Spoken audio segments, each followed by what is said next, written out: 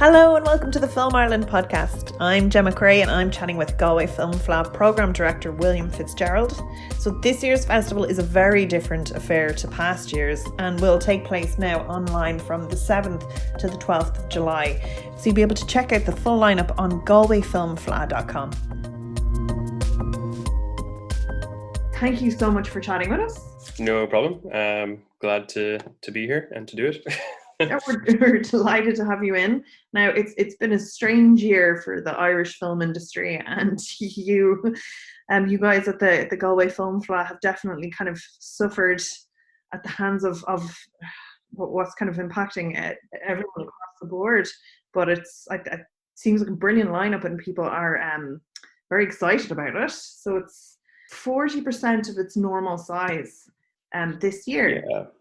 And was that just people are kind of saturated, you want to cut them down? Was that a conscious decision where you guys were like, okay, we have to pick the absolute best and perfect things because people's attentions are limited? Or did you think it suited the format better? What was the decision behind that, the purpose? Yeah, it was, this year's program is about 40% of the normal size. And that's because, we're not, all together physically.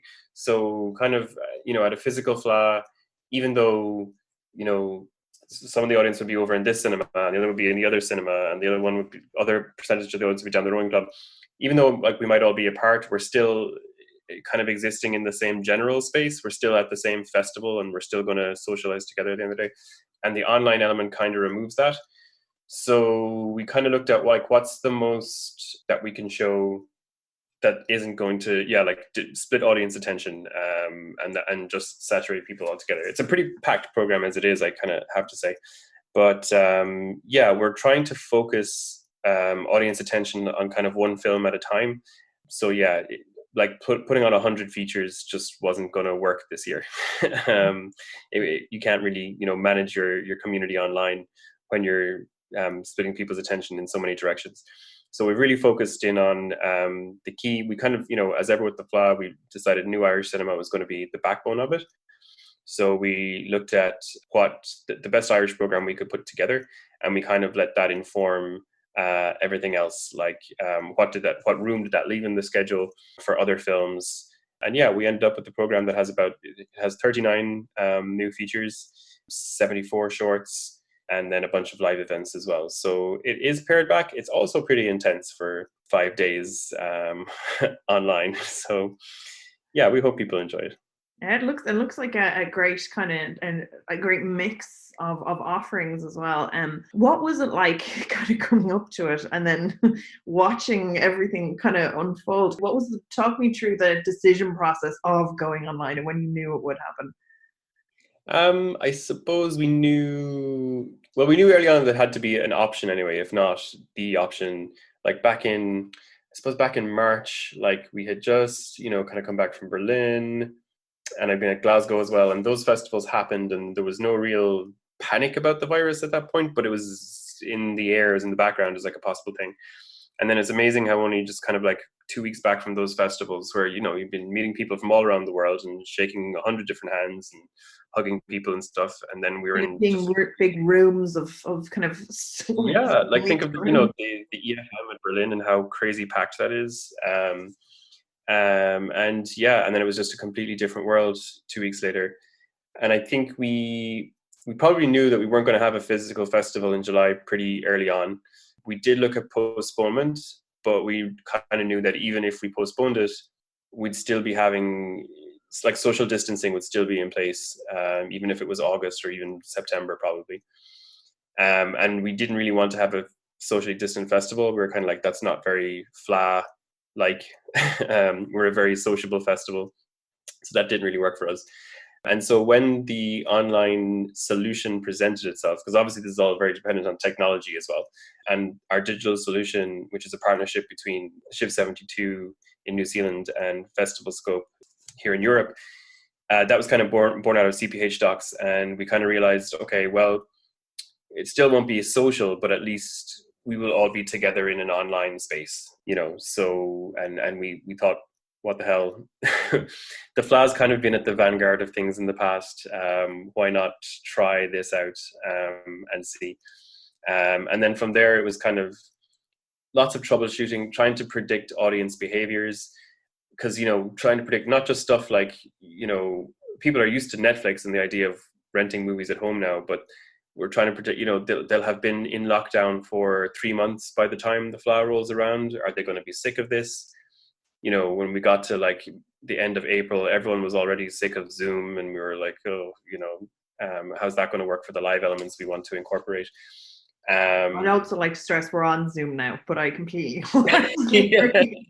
It's just been like a lot of Zooms. It's unnecessary, but I've come to like it's still better than, not like, I don't know, I'm a millennial, so I don't talk on the phone either. So, and and then, so trying to predict that audience behavior, like I said, like I was talking about before, trying to put the schedule together, we were like, can we just focus on one film at a time? But then the program would actually have been very threadbare, so we actually had to walk back that a little bit. And now what we're doing with the number of features is like you have some element of choice. Like you can kind of there's generally either one or another film that you can watch at any one time. And there's a playback window for all of them as well. So it's not like you have to watch with everyone else, but we're trying to curate it in such a way that everyone watches together. So you maintain the communal experience of it all. So yeah, there's just been so much troubleshooting, trying to predict, failing in a lot of instances as well, and learning as you go. And we'll see what happens. It's, from on July 7th. Yeah, but the response online seems to be people are very excited about it. Like I've people have like remote drinks on Facebook and even for the launch at Toasting Down. Like, what has the kind of tentative audience response been so far? Yeah, it has been overwhelmingly positive, to be fair, and we're really happy to see that. And it's the most accessible the Fleadh has ever been to date, because people can tune in from all over the country. So that's great. Like if we were doing this all over again, we'd probably do so much differently to in the planning of it. But we're a small team, and I think that we've got this far is kind of amazing. So yeah, I think we've struck a nice balance between the size of the program and between the live elements that we can offer people. Like we're trying to, like you said, with audiences having drinks at home, we're trying to work in as many live elements as possible so that you still feel like you're at a festival. Yeah, but we could do with a couple of dozen clones of ourselves to realize all of this. But is that not always the case at every festival? Everyone's going to run ragged. Absolutely. Okay, so we'll go now to the lineup. So tell me some of your top picks. What are you very excited about? Oh, the dreaded question. Because they're all my babies. So Which is your favorite child? Like, let's be honest, we all have one. No favorite children. I think the doc lineup is particularly strong this year. Pat Collins' new doc, Henry Glassy, is really amazing. I hope people kind of sit down to watch it in the intended slot that we went with, like on Sunday afternoon. It's a perfect Sunday afternoon, like lazy Sunday, kind of just letting it wash over you. It's a beautifully meditative doc. It's a real, one that you want to give yourself over to. So I'm excited for people to see that. There is, let's see, The Tribe of Gods. That's from Loic Jourdain, who people might remember from Turning Tide in the Life of Man. And that's all about the residents of Tory Island, their continued kind of struggle for islanders' rights, their lack of representation in Dublin and in Europe, and the kind of schism between the two, as well as being sort of a character study as well of the last king of Tory Island, Patsy Dan Rogers. The Eighth, our opening film, is a terrific doc. Even though the referendum wasn't that long ago, it's amazing how the film can take you kind of by the hand from the beginning of that campaign right through to the end with some of the leaders of the Together for Yes campaign, and then just sort of leave you in an emotional wreck at the end. And it's very timely considering we just have a new government. They're about to look over it's just almost coincidental that this has happened now. They're going to renew and review all of the legislation that was put in soon enough. So it's good to be reminded. Yeah, it's actually uncanny how prescient a lot of the films in the lineup are. I mean, obviously police corruption, particularly in the US, has been a huge talking point of the last couple of months. And we have two documentaries from Northern Ireland. One of them is The Sheriff, which is about the local sheriff elections in North Carolina, and it's it's a kind of microcosm of Trump's America in this one sort of docu-study. And then the other being Trevor Burney's North Dakota entrapment tapes, which is sort of is a perfect demonstration of how crime can actually be a symptom of over-policing, and sort of it becomes a self-defeating exercise. But I won't go on like about docs either. I mean, there's so many great new dramas. The Irish lineup has got a whole bunch of first features, which is amazing. Like The Winter Lake is the first feature from Phil Sheeran, who people remember from his great short film work. That's got Emma Mackey, Michael McElhatton, Charlie Murphy, Anson Boone. Really dark kind of mystery drama, like written by David Turpin. So people who have seen The Lodgers will kind of have an idea of what's in store. Yep, we'll both be chatting with them. So keep an ear out for a podcast coming up soon. Oh, brilliant! That as well, yeah. Cool. And yeah, there's more first features. Like we have Natalie Biancheri's first feature drama, Nocturnal. It's got Cosmo Jarvis in it. Lauren Coe, who people might recognize her, kind of like, that's that actress from that thing. She was in like Called the Midwife and lots of other things. But I think this is a breakout role for her. Like I think this is a role where she's kind of come into her own and, will make heads turn.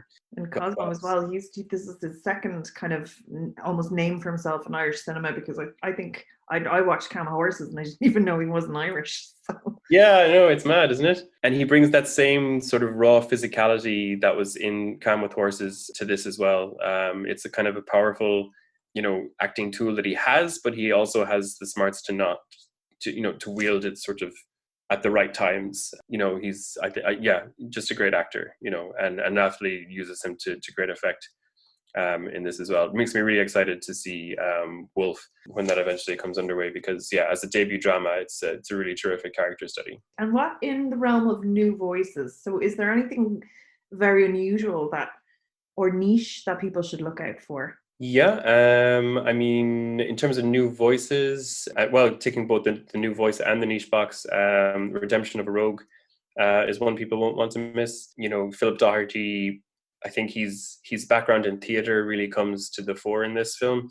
When you see it, it's visually, it's highly original, as well as the tone, like the black comedy in it, and again, like I mentioned, the kind of theatrical visuals. It's a highly original piece of work, and a great accomplishment for a first feature director, and particularly as well for first feature producers, Emma Foley and Tamron Rennick, who produced it. I hope I'm pronouncing her surname correctly, by the way. For a trio of first feature producers to make this brilliant film in Cavan, you got to see it to believe it. It's great. There's some more great Irish films coming up as well. Can you tell me? There's so much more.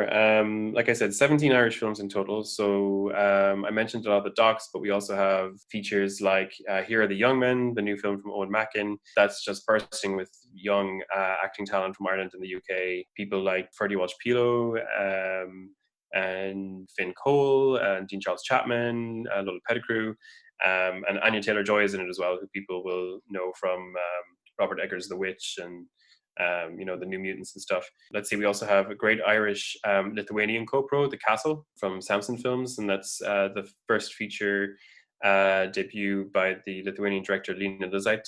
It's a really great, it's such a kind of new generational cinema that we want to see about first generation coming of age stories set in Dublin. In this case, a Lithuanian teenager living in Dublin, wanting to work in music. It's a really sweet story and funny also as well in a lot of places. Great Irish features like, we're showing some festival favorites as well that had bowed before the pandemic hit, but whose distribution and cinema plans have obviously been interrupted. Films like Broken Law, Rose Plays Julie, Rialto. We're going to close the Fleadh with Arrocht this year. What a terrific new documentary, Tomorrow is Saturday, by Gillian Marsh, who people might not be familiar with her work, but having worked in television for a lot of years, she's produced a great feature about the artist Sean Hillen from Newry, and he struggled with Asperger's. Gosh, what else? There's lots of Irish talent in a new Canadian horror that we're showing called The Curse of Audrey Earnshaw, set in an Irish settlement, a remote Irish settlement in Canada, and the actress Catherine Walker plays the mother of this woman who is suspected of witchcraft. Gosh, well, yeah, I could just keep going, but yeah, 17 new Irish features, so it's packed, you know. Wow, that's some lineup. And I also want to go to the shorts. So again, that's always a staple and a highlight of the Fleadh every single year. That's again, it's the kind of the place for new voices, and you kind of you can it's where you can kind of sense things changing a little bit. Did you find themes or anything were different this year in the work that was submitted? I won't say they were different, but like you're right in that it is. It's different from the features in that I feel like it's definitely you get more of a mix. The shorts are generally more on the vanguard of things. They're less afraid to tackle some of the the on the nose subjects of the day. So yeah, I think the shorts are terrific, not just for that being like a fertile discovery ground for new talent, but also in terms of being fearless. In terms of the I don't know if we can swear on these. It's going to say like Yeah, fuck yeah, it, yeah, yeah. the, Heck, the fuck it attitude. Let's go for this. Let's do it. So yeah, and then also in terms of it being a discovery ground as well, I think the great thing about the Fleadh is we have such you can see the rise of certain filmmakers as well. So like just off the top of my head, James Fitzgerald from Skunky Dog has got another short in the Fleadh this year, Invisible Boy, and that's the kind of progression that you love to see.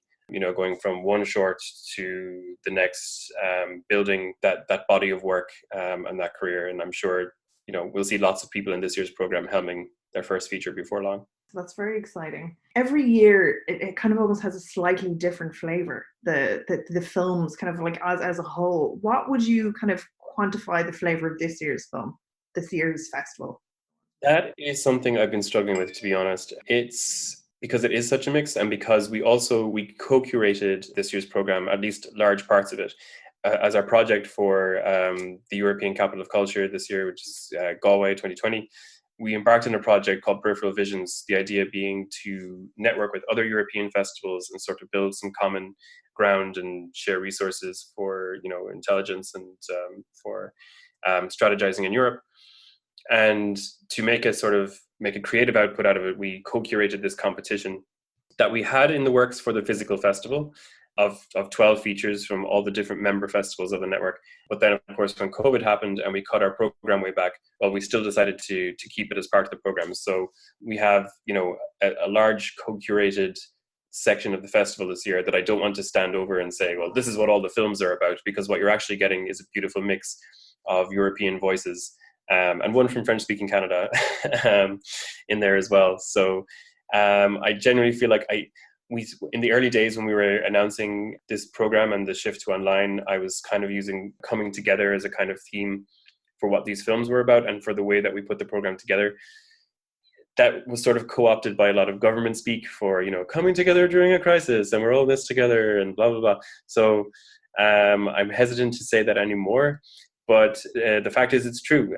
We all came together to pull off this amazing event. Our programming was a united effort by a network of festivals and programmers. Our Irish program is a coming together of all the filmmakers who are willing to take this leap with us. Like, understandably, people were hesitant at first about, putting my work online. I don't know about that. It's risky, or there's security issues. And in the end, 17 of our homegrown filmmakers took the leap with us and are going to put their work out there online during this online Fleadh. And I just think, that's amazing. And that's to me has been the through line of the festival is, a unified effort to pull this off. Would this impact any future Fleadhs? Is there, or maybe there are things that you take from the online forum that maybe you could continue into the 2021 festival, do you think? I would love to say yes. And I think we'll try. But obviously, there's also a huge cost issue to doing all this. I think quite naively at the beginning and going back to the planning of it all, we probably thought like, oh, we'll save money doing this because there won't be travel expenses and, all that kind of thing. But turns out building your own bespoke online streaming service is actually really expensive. And the same for doing, building your own online marketplace, the resources, the digital resources that are required, the digital staffing resources as well. it's been a lot. So I don't think it's possible to do both the physical and the digital at the same time going forward, but we would love to, because there's been loads that we've learned.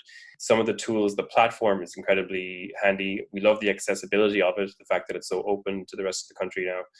But yeah, I think cost is going to be the deciding issue in that. There'd be a big gaping hole in the industry's summer if there was no festival. And I do think as well, like, you do get tired of online events, but there is something just about the Fleadh that every single year people are like, yay, looking forward to it. And even if it's the case that we all press play the same time in our own houses and maybe secretly text. I suppose you can't text in a cinema normally, so we like, I love there's that. We won't be throwing anybody out of their own living rooms for texting and, you know, watching at the same time. But if you are going to text on your phone, at least, you know, use hashtag FilmFleadh to like post online, and then we can, like, you know, that's how we'll build the community. That's how we're going to take the questions to pass on to the filmmakers during the Q&As. So yeah, all of that communal Fleadh stuff will all live online. You know. Brilliant. And actually, that was a big question of it, is your fabulous kind of online live events and Q&As. So you do have some very cool people. Can you tell me a little bit about them? Yeah, looking forward to a lot of the panel discussions that we have lined up. I think everyone's dying to hear, you know, the future of production and distribution talks that are going to happen as part of the Fleadh Forum.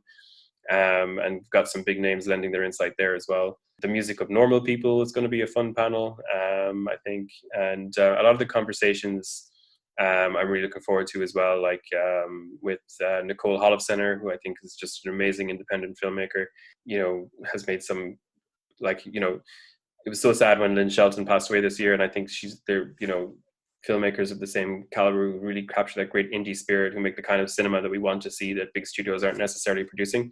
And she talks a lot about that in her screenwriting conversation, you know, about how to produce content that audiences want when there's such a demand to make, you know, fast-paced, you know, superhero content. So everyone that's come on board is there to offer really great insight. So I'm looking forward to those panels as well, and just the everyday Q&As. It's bittersweet. I would normally get to meet some amazing people on stage at the Town Hall Theatre. Sometimes it's my very first time meeting them is when they come up to take the mic to answer the questions. This year it's going to be over Zoom, but what about it? You know, that's how we meet, and hopefully we'll see them again at a future Fleadh. Yeah, that's it. And I'd say people are very, very excited. So our festival is from the 7th to the 12th of July. So make sure to get your tickets for anything that you want there. Is it possible for them to sell out? Yes. There's only 400 tickets for each film. That's the capacity of the Town Hall Theatre. So we kind of made that decision early on. You know, there was a number of things that we kind of had to decide on to kind of safeguard the security of the films and also their longevity after the Fleadh, so that they can continue to travel to other festivals. So one of them was the geolocking, which I know isn't popular with everyone in international territories. A lot of our regular international delegates we're really disappointed, even though we have an international registration for industry and for delegates.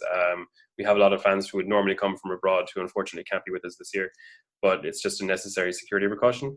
And the other big safeguard is limiting the amount of tickets. So early on we decided 400 tickets, the capacity of the Town Hall Theatre, that's what it's going to be. So yeah, I can't emphasize enough, because it's open to the entire country for the first time, how quickly tickets are going to sell out. So I would get on that. Yeah, get on it. So that's galwayfilmfleadh.com. Get your tickets there. And the hashtag?